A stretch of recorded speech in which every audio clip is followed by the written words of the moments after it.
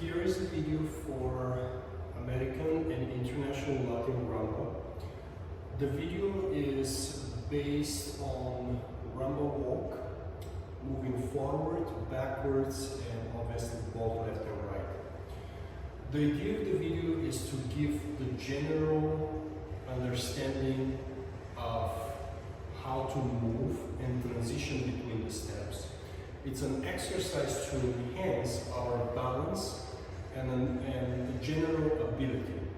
It is not meant to show the full out way of moving when transitioning with rumba actions. So moving forward initially while learning how to move those directions and focusing on the lower part, perhaps the best thing to do is to keep your arms slightly to the side, softly opening just like this. So what I would do is I'll start moving forward, and frankly you can start moving forward on the left or on the right.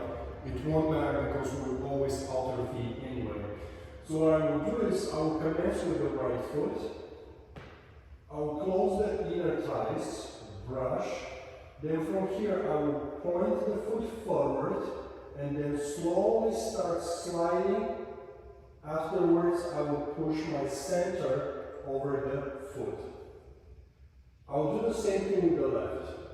I will close the inner thighs, brush my ankles, and then point forward, push, push, push, and then get all the way on the foot. Same thing repeats here, right foot, close, point, open. Now doing the very same thing, but doing it from a different angle. Right foot will be free, we will close, we will point, we will push to get on the foot. Same thing, we will close, we will point, and push to get over the foot. Feet stay on the floor, feet return out. Clear understanding of obviously head, center, sternum elevated, making sure that we're dividing the lower part from the upper part when it comes to what goes first.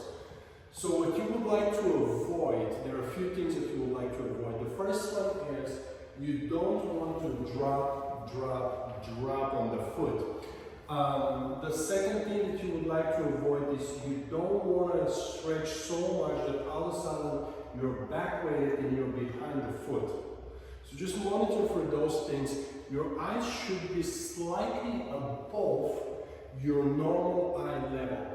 So in my case, for example, if I was to talk to someone, this would be kind of the eye level of mine and obviously structure headway.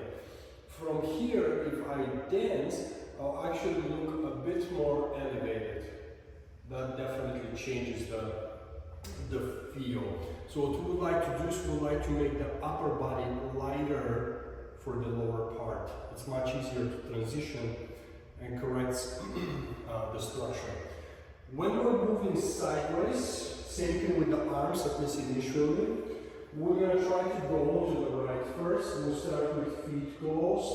We'll point the right foot, and then slowly we're going to transition over the right foot. Then from here we'll put our feet together, change our weight, and then do it again. Put our feet together, and do it again.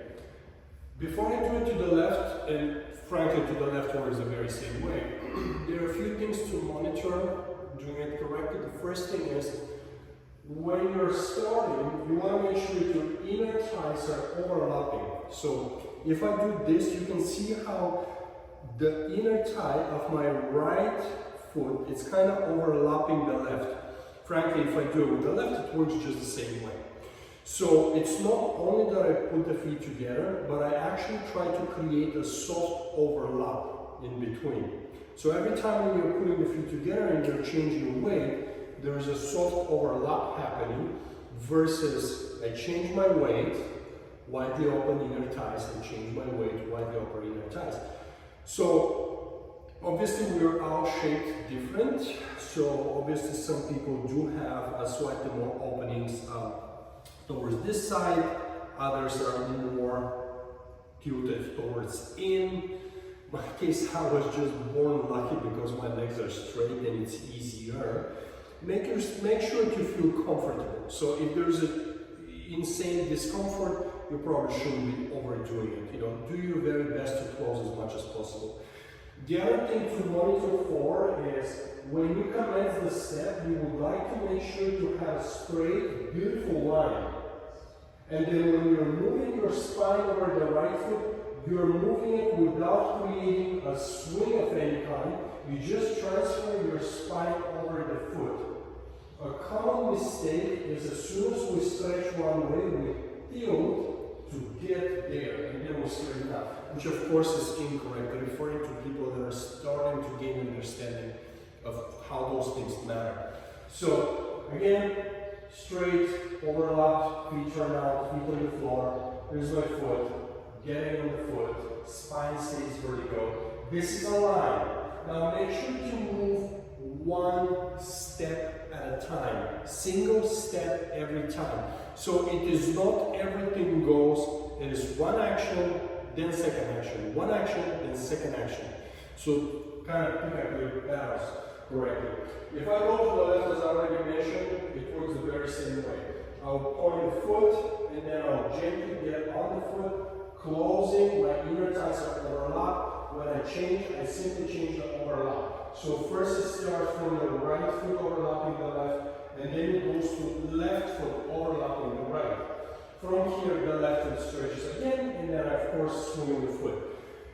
This exercise, or those exercises in this particular video, are not meant to explain anything about upper body actions. It is meant to create a separation from the lower part, the upper part, and give a general understanding of the way feet being positioned, straight, weight change, overlapping inner thighs. So it's a specific exercise video, so to speak. Adding the arms, I would only suggest for one to add the arms if they feel very comfortable for what's happening with the lower base. With that being said, when you're practicing initially your arms being here, more than enough. However, once you feel more comfortable about the lower part, going sideways, forward, backwards, you can start adding arm styling. Now, one arm is always connected to our partner, so I'm a big believer that your arm, whichever one is supposedly connected to your partner, should stay connected, visually at least, even when you're solo practicing. So if the left arm connects, keep in mind that you can connect with both arms. If the left arm connects, connect your left arm, keep it there. The right arm is the one that you're going to move, great. That's the only one that should not be connected. Now, we have a close action of our legs, which immediately means that the arm should go closer, right, more compact, before we create opening, and then we'll create the opening.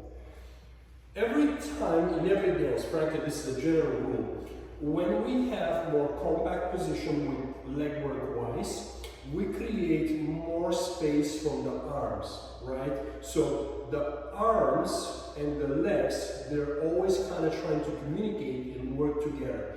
If I'm in a compact position with my legs, and if I'm trying to stretch myself, both sides, I'm going to pull my weight in a way that I don't want to. So going back to the same thing, I'm going to move forward. I just connected to my partner, and I'll go close and soft with the arm. Then I'll start opening, and I'll of course create more space with the upper part. And close, and open. Close, open. Close, open. Close, open. Close, and just grab the skirt.